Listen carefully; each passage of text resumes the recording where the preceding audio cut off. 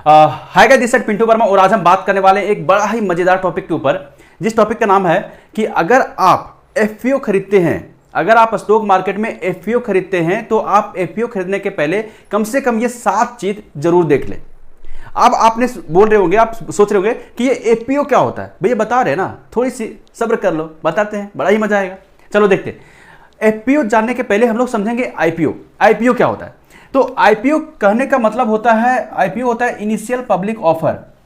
जब कोई company first time stock exchange में लिस्ट होती है और वो पब्लिक को ऑफर करती है अपना शेयर को लेने के लिए, और उससे जो फंड राइज होती है उसे हम कहते हैं आईपीओ, इनिशियल पब्लिक ऑफर।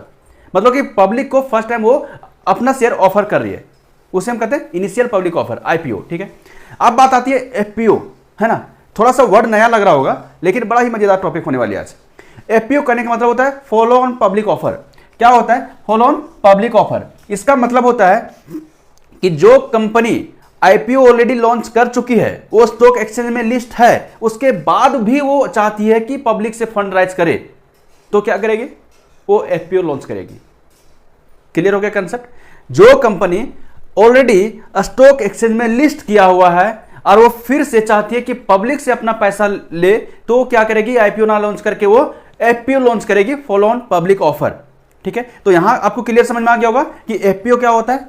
ठीक है, एफपीओ का क्या होता है। अब हम लोग बात करेंगे इस वीडियो में, बड़ा ही मजेदार मतलब टॉपिक सेलेक्ट किया यार।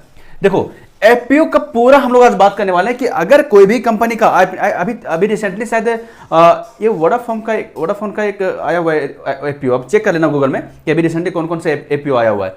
देखो, एफपीओ खरीदने के पहले इस 7 चीज पे थोड़ा सा रिसर्च कर लीजिएगा, 2 4 10 मिनट 20 मिनट आधा घंटा जो भी लगता है आप टाइम दे दीजिएगा। इससे क्या होगा कि थोड़ा सिक्योर हो जाएगा। देखिए, आईपीओ में मैं आपको थोड़ा सा टॉपिक से बात कर रहा हूं कि आईपीओ में थोड़ा सा रिस्क होता है कि आपका जो प्राइस है वो बढ़ भी सकता है, वो थोड़ा घट भी सकता है। लेकिन एफपीओ में क्या होता है कि आपका जो पैसा होता है वो थोड़ा सेफ जोन में होता है, क्योंकि आप उस कंपनी में पैसा निवेश करने जा रहे हैं, आप उस कंपनी में पैसा अपना शेयर खरीदने जा रहे हैं, मतलब एफपीओ खरीदने जा रहे हैं। जो कंपनी ऑलरेडी आईपीओ मतलब कि स्टॉक एक्सचेंज में लिस्ट किया हुआ है, वो आईपीओ लॉन्च की हुई है, तो वैसे कंपनी में आप पैसा निवेश करने जा रहे हैं, तो थोड़ा सा आपका सिक्योरिटी यहाँ पे बढ़ जाती है, आपका यहाँ पे सिक्योर हो जाते हैं कि आपका पैसा डूबने वाला नहीं है। ठीक है, फिर भी हम लोग चेक करेंगे कि एफपीओ खरीदने के पहले आप किन किन बातों पे ध्यान दीजिएगा।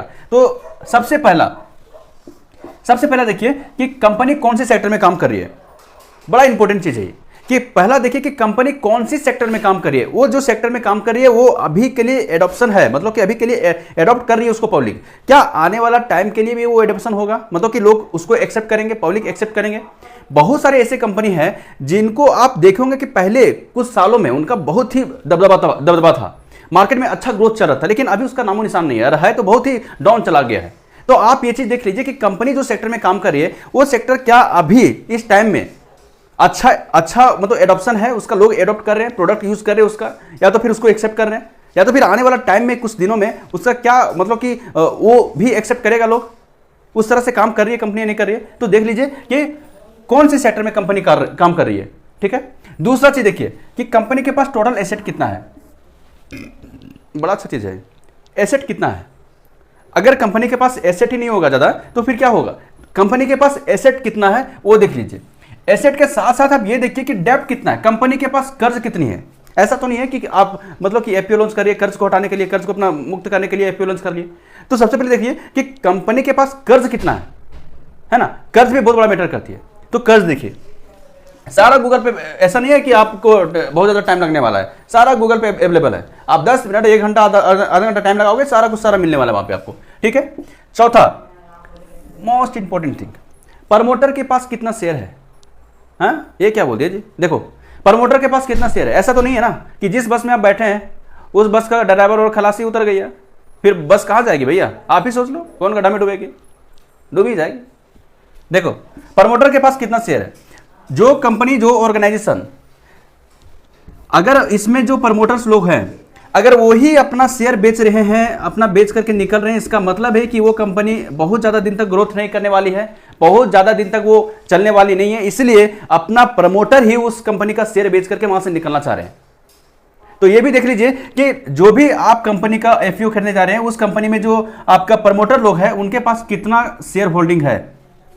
कितना परसेंट का शेयर होल्डिंग है। अगर सारे प्रमोटर्स के पास अगर मिला दिया जाए तो उन सारे प्रमोटर्स को मिला करके कितना परसेंट का उनके पास शेयर होल्डिंग है, ये चीज आप जरूर देख लीजिए, है ना, वरना फिर वही हाल होगा, बस वाली होगा। हाँ चलो ठीक है, देखते हैं।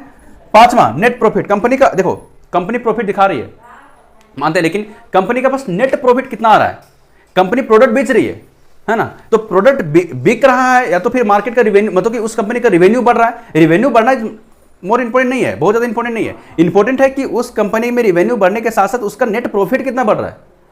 धंधे की बात है ना, धंधे में सबसे इंपोर्टेंट चीज क्या होती है, प्रॉफिट। समझ रहे हो, 10 रुपए का चीज लाया, 12 रुपए में बेच दिया, 2 रुपए का प्रॉफिट हुआ, बताओ धंधा अच्छा कर रहे हो आप, है ना।